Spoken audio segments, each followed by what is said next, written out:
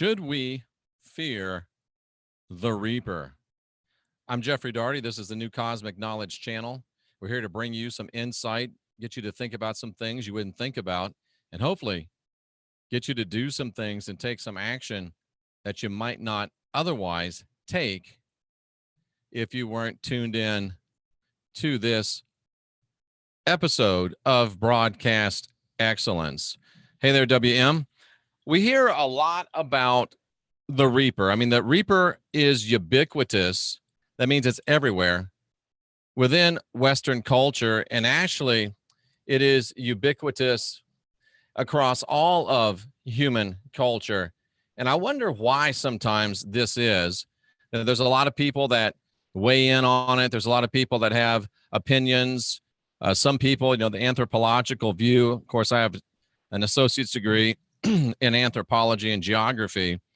And due to the prominent place of death in human culture, it's frequently imagined as a personified force, the Grim Reaper. Some mythologies, the Grim Reaper causes a victim's death by coming to collect them. People try to trick the Grim Reaper, hide from the Grim Reaper. They try to bribe the Grim Reaper.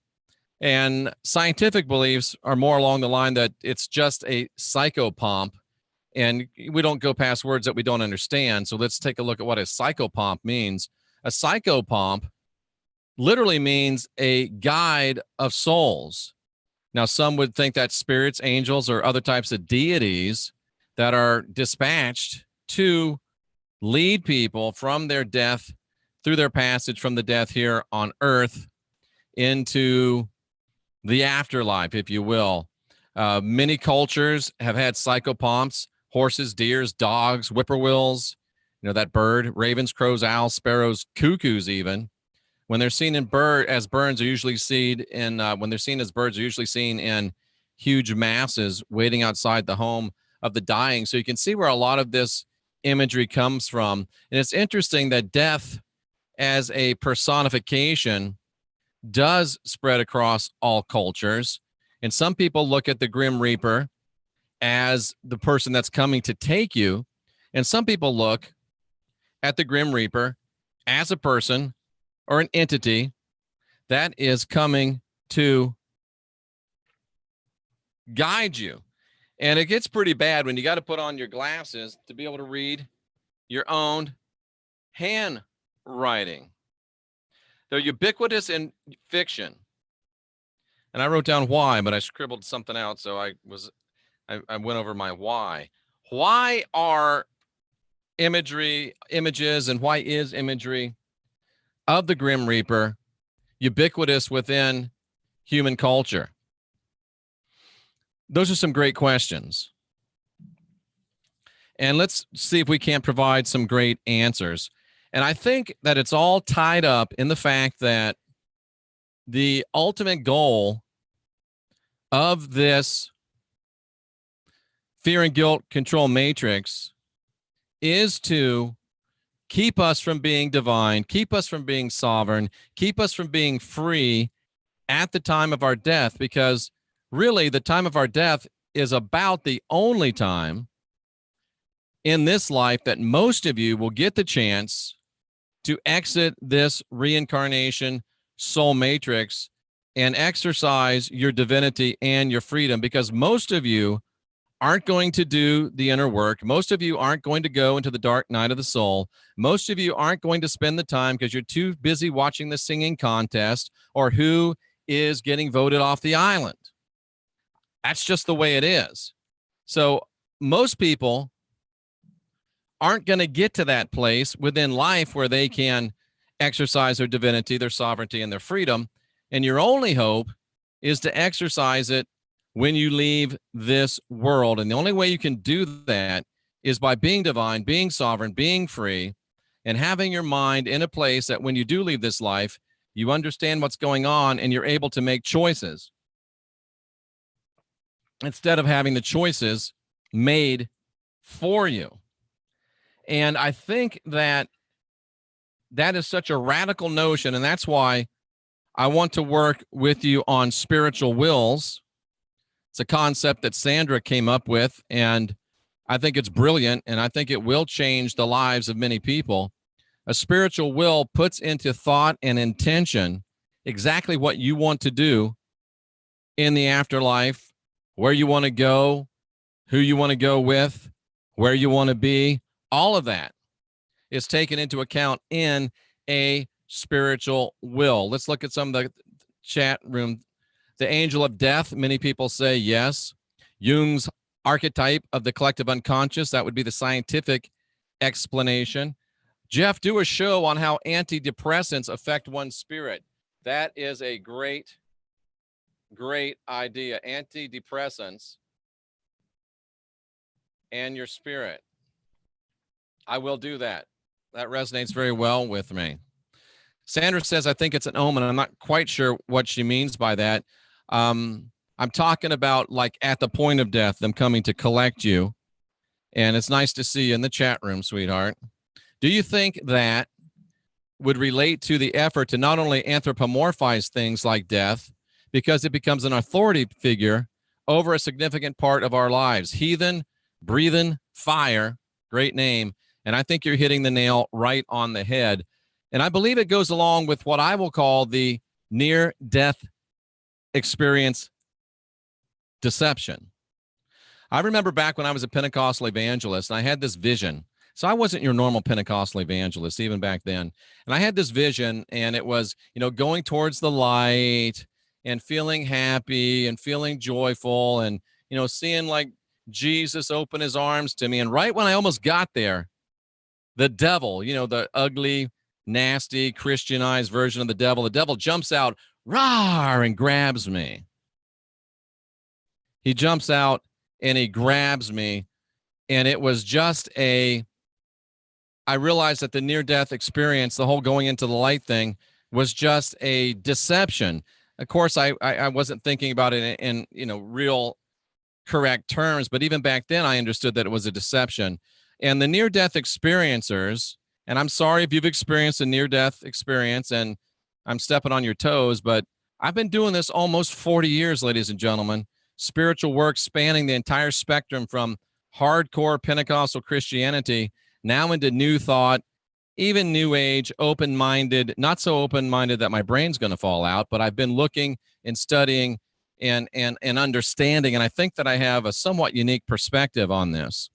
And the near-death experience, to me, is a concentrated, calculated, well-planned, and carried out program to deceive people that when they die, there's nothing to worry about, or that when they die, they're going to a good place, or that when they die, they're going to a bad place.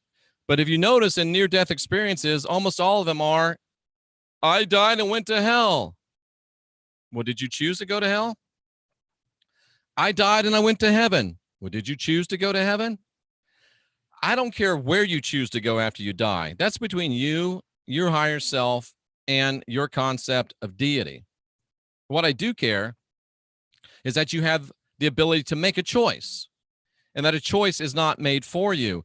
And when the power structure, the fear and guilt control matrix, both religious, cultural, when they anthropomorphize things like death and put it into a figure, a being, a grim reaper, an angel, a guide, it does place them as an authority figure. And from the time that you go into kindergarten, even before that, you're taught that your parents are authority figures. Listen to your parents. That's why I'm so thankful for someone like Sandra D to go on her YouTube and make a video called Conscious Parenting, and to offer on her new website, rawreflections.org. Just go to her Facebook, or excuse me, go to her YouTube channel. Just do this right here if you want to find out about this conscious parenting, because it's very, very important.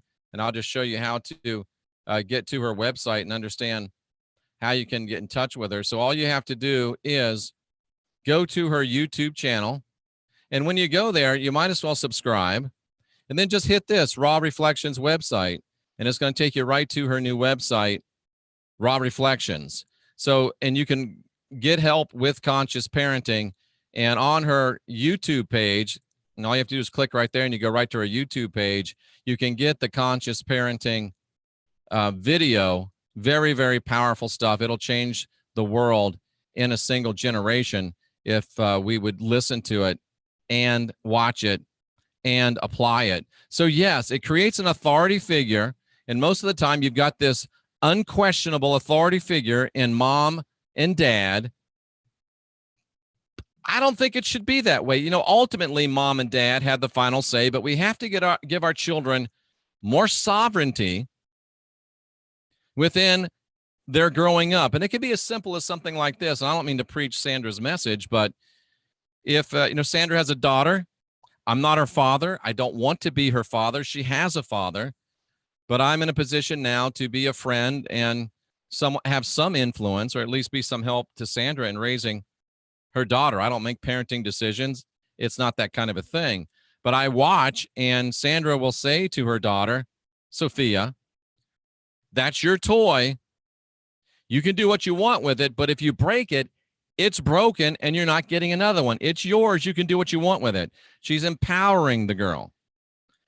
And the girl, and Sophia has learned that when she breaks it, mommy means what she says, and she's not getting another one.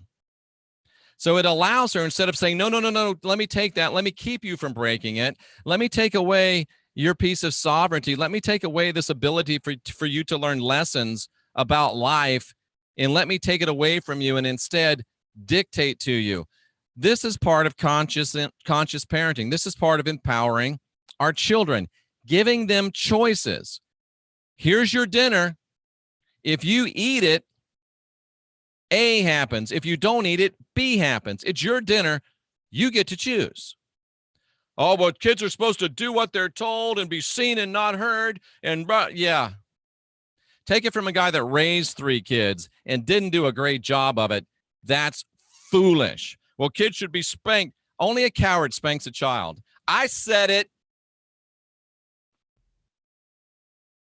Anyway, from the time that we're old enough to understand anything, we're under authority figures.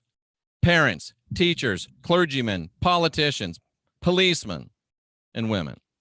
So for them to create an authority figure out of death makes perfect sense. And it feeds right into the near-death experience deception.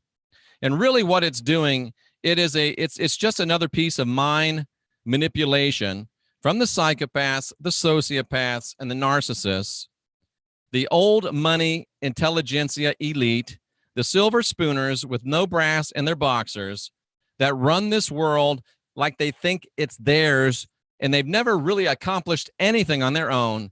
They're just living off mommy and daddy's and grandma, grandpa's laurels. But they're running the show because we are still letting them. And they have this mind manipulation on us that we're controlled from the cradle to the grave and beyond. So the question is whether or not the Grim Reaper is a figure that's coming to take you when you die, or whether the Grim Reaper is a figure that's coming to guide you when you die. Either way, you're not divine. You're not sovereign. You're not free. If something's coming to take you, you're not divine. If something's coming to take you, you're not sovereign. If something's coming to take you, you're not free. And if something's coming to guide you, you're not divine. If it's coming to guide you, you're not sovereign. If it's coming to guide you, you're not free. You have to be divine. You have to be sovereign.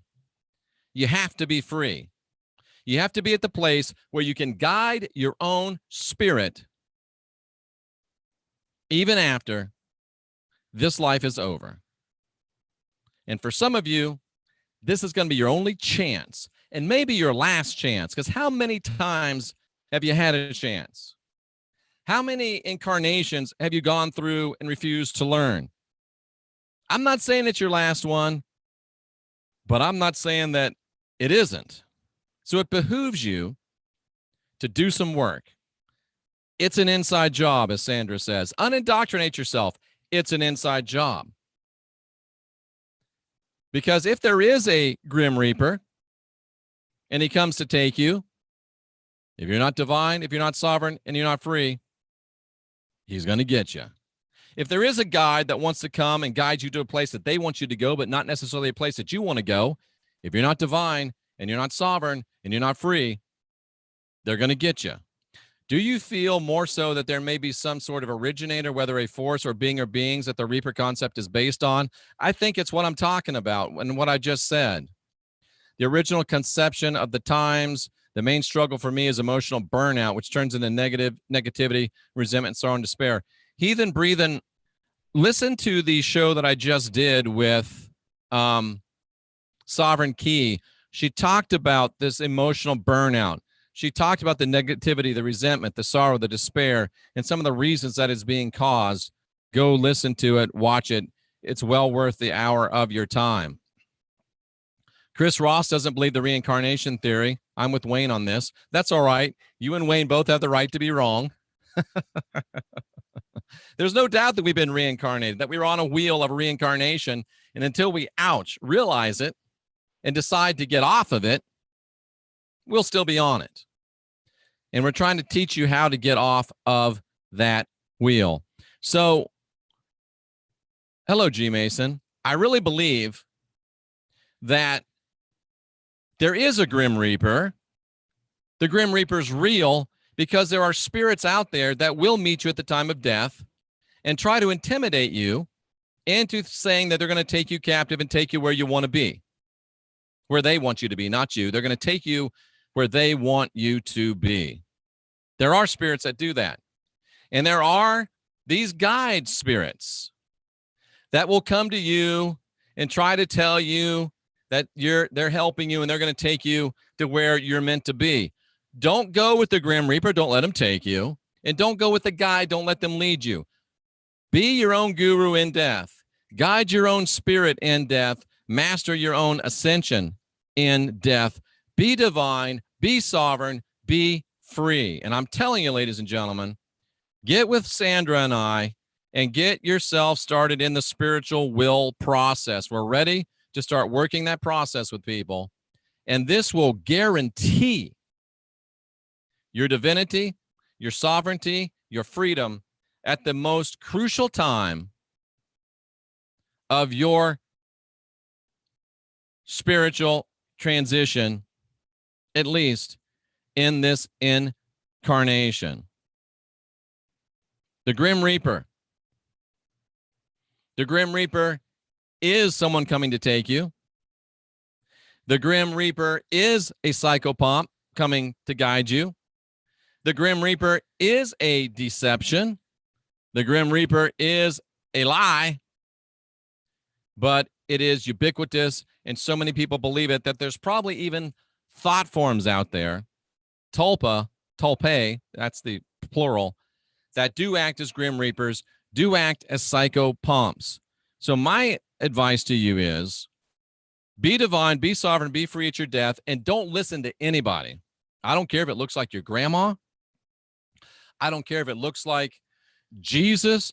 I don't care if it looks like Elvis Lincoln, baby. I don't care.